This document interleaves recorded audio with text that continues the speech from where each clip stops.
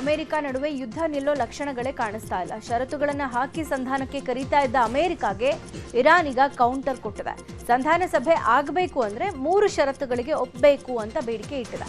ಮೊದಲನೇದು, ಅಮೆರಿಕ ಸೇನೆ ಇರಾನ್ ಮತ್ತು ಲೆಬನಾನ್ ಮೇಲೆ ನಡೆಸ್ತಾ ಇರುವಂತಹ ದಾಳಿಯನ್ನು ನಿಲ್ಲಿಸಬೇಕು ಅನ್ನೋದು. ಎರಡನೇದು, ಹರ್ಮುಜ್ ಜಲಸಂಧಿ ನಿರ್ವಹಣೆ ಬಗೆಗಿನ ಷರತ್ತು. ಮೂರನೇದು, ಎರಡೂ ಷರತ್ತುಗಳನ್ನು ಒಪ್ಪಿದ್ರೆ ಮಾತ್ರ ಪರಮಾಣು ವಿಷಯಗಳ ಬಗ್ಗೆ ಚರ್ಚಿಸೋದಾಗಿ ಇರಾನ್ ಹೇಳಿರೋದು.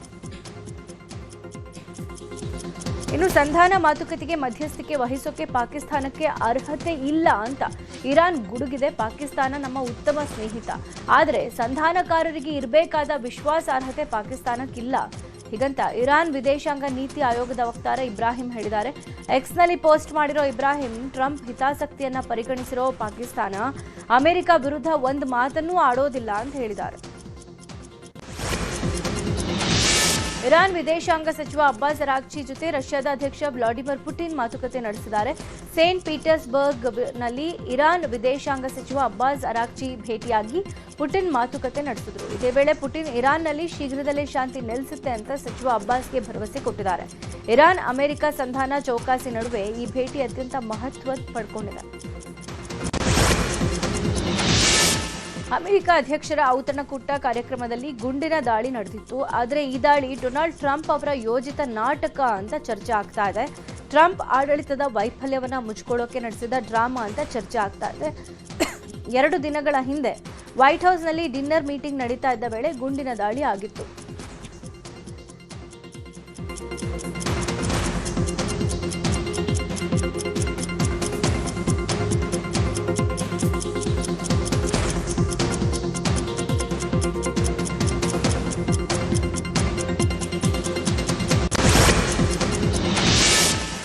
ಇರಾನ್ ಇಸ್ರೇಲ್ ಅಮೆರಿಕ ಯುದ್ಧದ ಪರಿಣಾಮ ದೇಶಕ್ಕೂ ಭಾರಿ ಬಿಸಿ ತಟ್ಟಿದೆ. ರಾಜ್ಯದ ರೈತರ ಮೇಲೂ ಭಾರಿ ಹೊಡೆತ ಬಿದ್ದಿದೆ. ಸಾಕಷ್ಟು ಹೋಟೆಲ್ಗಳು ಗ್ಯಾಸ್ ಇಲ್ಲದೆ ಕ್ಲೋಸ್ ಆಗಿವೆ. ವಿಜಯಪುರದಲ್ಲಿ ಕೆಲ ಹೋಟೆಲ್ ಬಂದ್ ಆಗಿದ್ದಕ್ಕೆ ಅಧಿಕ ಇಳುವರಿ ಪರಿಣಾಮ ಈರುಳ್ಳಿ ಕೇಳೋರೇ ಇಲ್ಲ ಅಂತ ಈರುಳ್ಳಿ ಬೆಳೆಗಾರರು ಕಣ್ಣೀರು ಹಾಕಿದ್ದಾರೆ.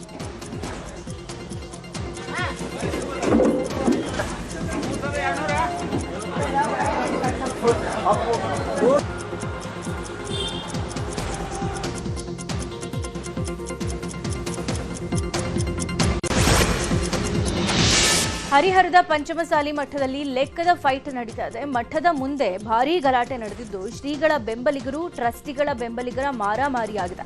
ಪಂಚಮಸಾಲಿ ಯುವ ಘಟಕ ಕಾರ್ಯದರ್ಶಿಯಾಗಿರುವ ಶಿವನಗೌಡ ವಚನಾನಂದ ಶ್ರೀ ಬೆಂಬಲಿಗರಿಗೆ ಇಷ್ಟು ದಿನ ಬಾರದವರು ಈಗ ಬಂದಿದ್ದೀರಾ ಅಂತ ಪ್ರಶ್ನೆ ಮಾಡಿದ್ದಾರೆ. ಈ ವೇಳೆ ಶಿವನಗೌಡನನ್ನ ಹಿಡಿದು ಕೆಲವರು ಎಳೆದಾಡಿದ್ದಾರೆ. ಈ ಸಂದರ್ಭದಲ್ಲಿ ಶಿವನಗೌಡ ಮೇಲೆ ಓರ್ವ ವ್ಯಕ್ತಿ ಹಲ್ಲೆ ಮಾಡಿದ್ದಾರೆ. ಮತ್ತು ತಂಡದವರಿಗೆ ಧನ್ಯವಾದಗಳು. ಮನಗುಳಿ ಮಠದ ಸಂಗನ ಬಸವ ಸ್ವಾಮೀಜಿ ವಿರುದ್ಧ ವಚನಾನಂದ ಸ್ವಾಮೀಜಿ ಬೆಂಬಲಿಗರು ಆಕ್ರೋಶ ವ್ಯಕ್ತಪಡಿಸಿದ್ದಾರೆ. ಕೇಕೆ ಹಾಕಿ ಸಿಳ್ಳೆ ಹೊಡೆದು ಅಪಹಾಸ್ಯ ಮಾಡಿದ್ದಾರೆ. ಸಿಟ್ಟಿಗೆದ್ದ ಸಂಗನ ಬಸವ ಸ್ವಾಮೀಜಿ ವಚನಾನಂದ ಸ್ವಾಮೀಜಿ ಬೆಂಬಲಿಗರ ಮೇಲೆ ಬಾಟಲ್ ಎಸೆದುಬಿಟ್ಟಿದ್ದಾರೆ.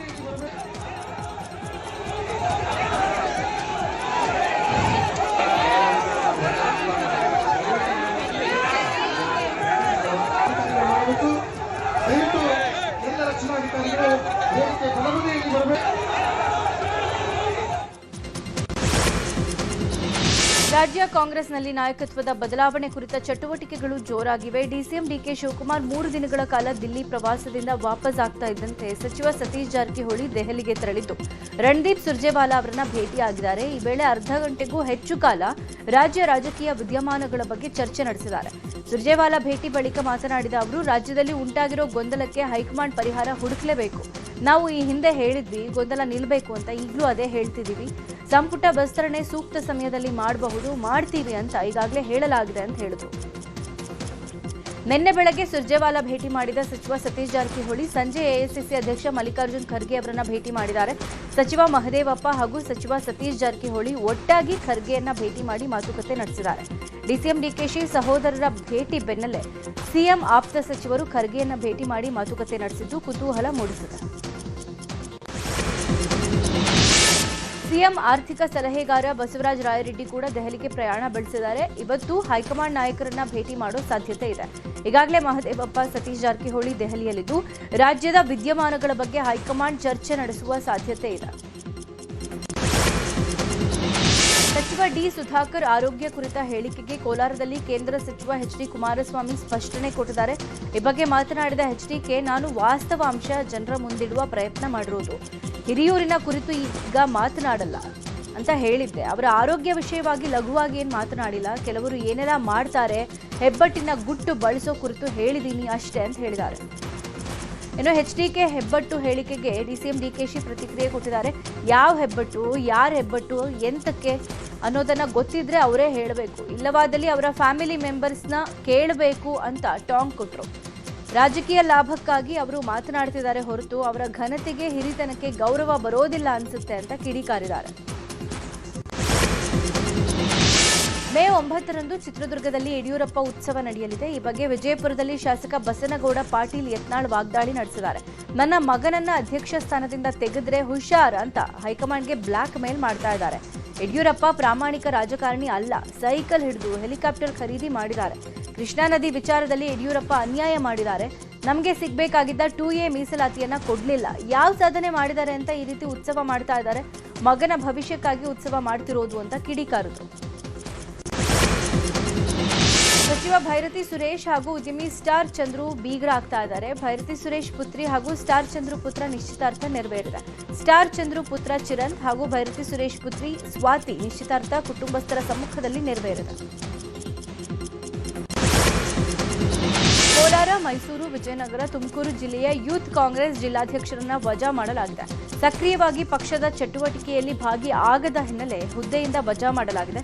ಸಿಎಂ ಆಪ್ತರಾಗಿದ್ದ ಮೈಸೂರು ಜಿಲ್ಲೆಯ ಯೂತ್ ಕಾಂಗ್ರೆಸ್ ಅಧ್ಯಕ್ಷ ಸೈಯದ್ ಅಬ್ರಾರ್ರನ್ನ ವಜಾ ಮಾಡಲಾಗಿದೆ. ಕೋಲಾರ ಜಿಲ್ಲೆಯ ಸೈಯದ್ ಅಫ್ರೀದ್ ಪಾಷಾ, ವಿಜಯನಗರದ ಅಶೋಕ್ ಬಿ ನಾಯಕ್, ತುಮಕೂರಿನ ನಿಖಿಲ್ ರಾಜ್ ಎಂಬುವರನ್ನ ವಜಾಗೊಳಿಸಲಾಗಿದೆ. ಡಾಕ್ಟರ್ ರಾಜ್ ಅವರ ಸಮಾಧಿಯ ಜಾಗದ ಬಗ್ಗೆ ಕೆದಕಿದ ನಟ ಚೇತನ್ ವಿವಾದವನ್ನ ಮೈಮೇಲೆ ಎಳ್ಕೊಂಡಿದ್ದಾರೆ. ಇದರಿಂದ ಅಣ್ಣವರ ಫ್ಯಾನ್ಸ್ ಹಿಡಿದಿದ್ದು ನಟ ಚೇತನ್ ಸದಸ್ಯತ್ವ ರದ್ದುಪಡಿಸೋಕೆ ಕರವೇ ಆಗ್ರಹಿಸಿದೆ. ಕರ್ನಾಟಕ ಚಲನಚಿತ್ರ ವಾಣಿಜ್ಯ ಮಂಡಳಿಯಲ್ಲಿನ ಸದಸ್ಯತ್ವ ರದ್ದು ಮಾಡುವಂತೆ ಇವತ್ತು ಬೆಳಗ್ಗೆ 11 ಗಂಟೆಗೆ ಕರವೇ ಪ್ರವೀಣ್ ಶೆಟ್ಟಿ ನೇತೃತ್ವದಲ್ಲಿ ಪ್ರತಿಭಟನೆ ಮಾಡಲಿದ್ದಾರೆ.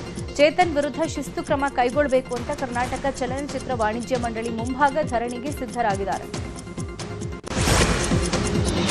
ಹಣಕಾಸಿನ ಕೊರತೆಯಿಂದ ಜಿಬಿಎ ಚುನಾವಣೆ ಸಿದ್ಧತೆಗೆ ಹಿನ್ನಡೆಯಾಗಿದೆ. ರಾಜ್ಯ ಚುನಾವಣೆ ಆಯೋಗಕ್ಕೆ ಸರ್ಕಾರ ಹಣ ಬಿಡುಗಡೆ ಮಾಡಿಲ್ಲ.